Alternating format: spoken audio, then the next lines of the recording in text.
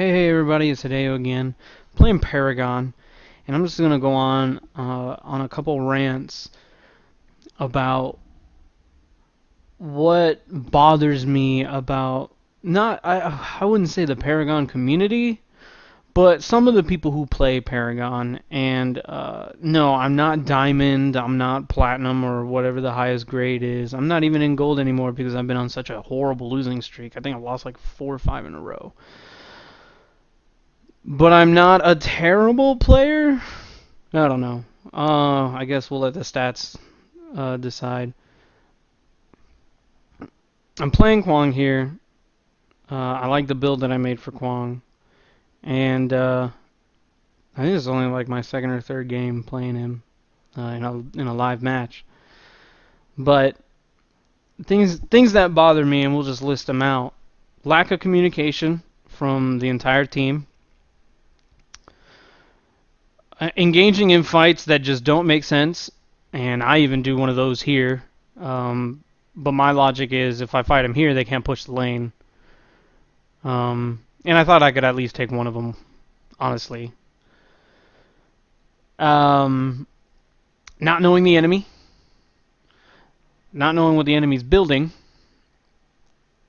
and just bad team comp.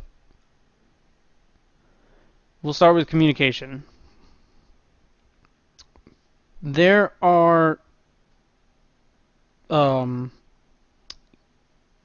there's a communication tab that helps your team know what the hell's going on.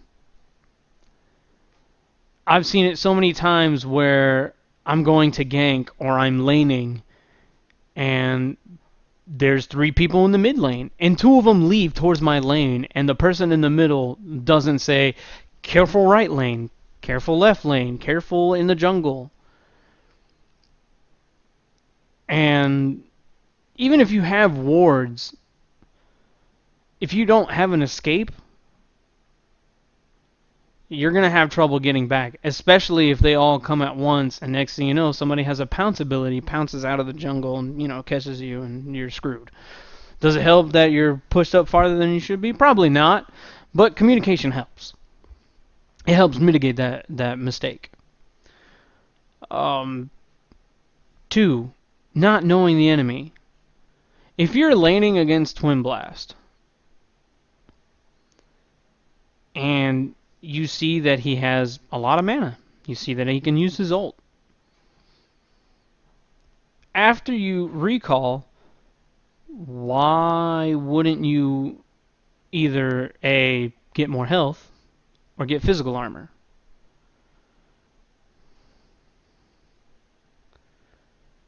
If you don't do that, that doesn't help you. I understand building attack, and what I always do, and it's not the best tip in the world because I'm not the best player, but I always build 2 cards for attack, 2 cards for armor, and then the other 2 are kind of things that I throw in there to try and complete this build that I'm going for. Which is, attack speed or, crit or whatever.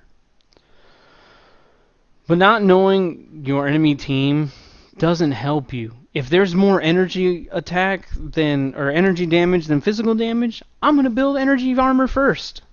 It's kind of just one of those 1 + 1 = 2 things,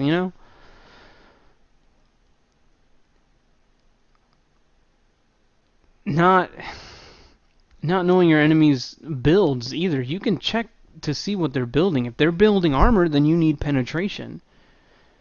If they're not building armor, then go ahead and build damage.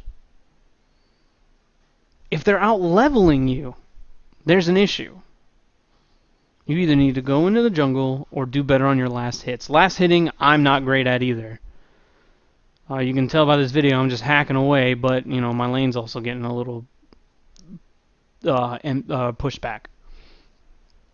And I'm trying to slow push and get my last hits, and I'm failing miserably.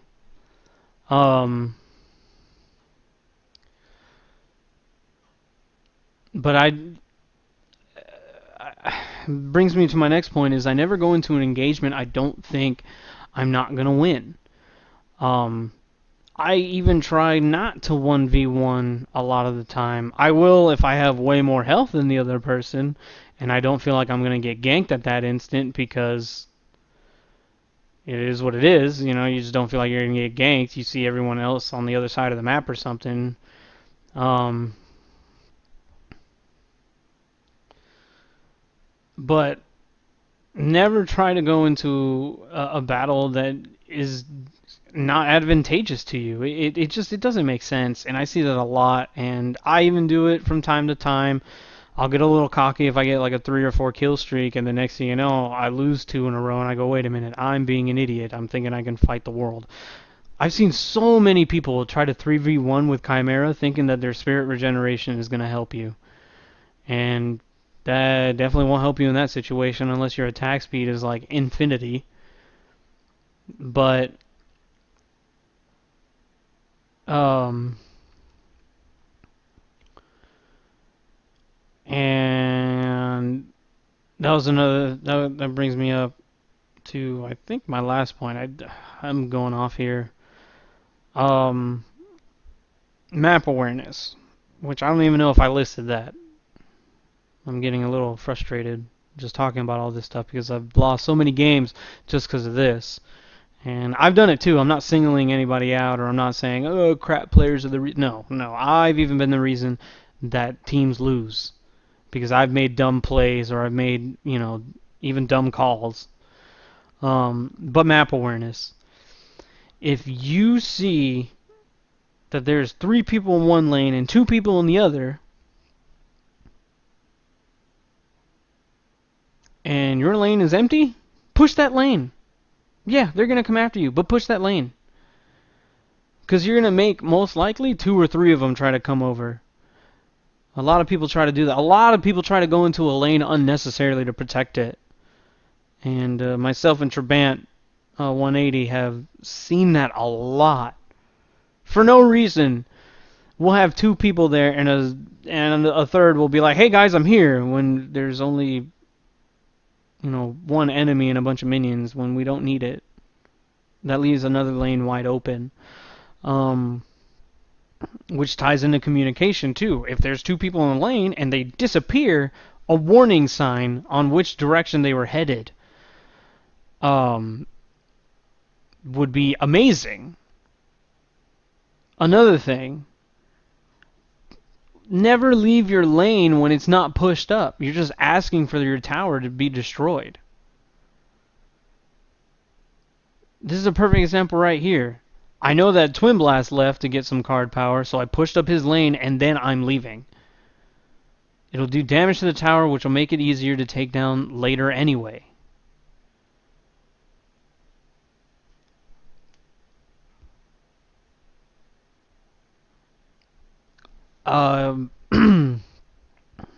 And then I guess here's my tips and rants, I guess, portion of this video. If you're a jungler, don't waste time in the jungle. That is so important. You can't be out-leveled by people laning on last hits. You have to be strong to push that lane to help gank those enemies pushing your teammate's lane. It doesn't do anything for you.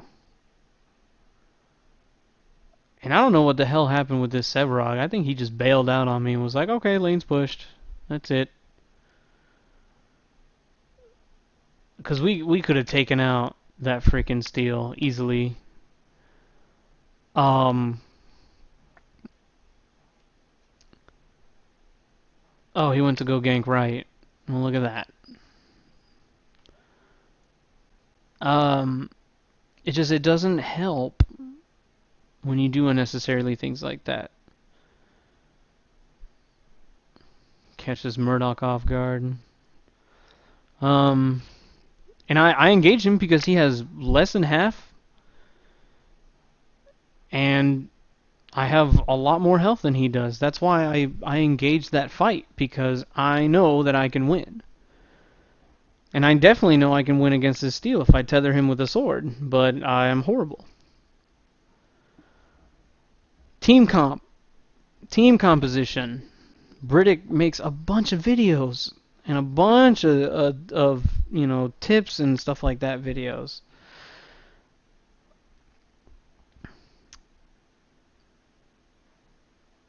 You can't. It's hard to win. You can, but it's hard to win with two ADCs. It's hard to win with a support that you know that doesn't support. Playing your roles should have been another thing on my list. If you're a jungler, jungle. If you're a laner, lane. Make sure you let your teammates know that. Hey, I'm gonna lane with Greystone. Great. Then go lane with Greystone. It surprises me how many people sit there in the draft lobby and don't say anything, and then you're like, okay, I guess I'm going to jungle, and then you have two junglers with three laners. One of them's a support, and then the other two are ADCs. You have no casters, no wave clear. It's like, okay, well, GG guys. I don't know. This might be more of a freaking tangent rant than, I guess, helpful things. But those are my big points. And if you're wondering, no, I don't win this game. I think I did decent. I think I was like 7-6-7 or 7-9 or something like that. I can't remember. But I guess that's just my little rant about what people need to do overall better in this game. And thank God that there is no voice chat because people would be butthurt um, at the end of a game if there was voice chat. Um, yeah, well, that ends it for this episode of JV Squad Paragon. Remember to like, comment, subscribe, and have a great day, guys. See you soon.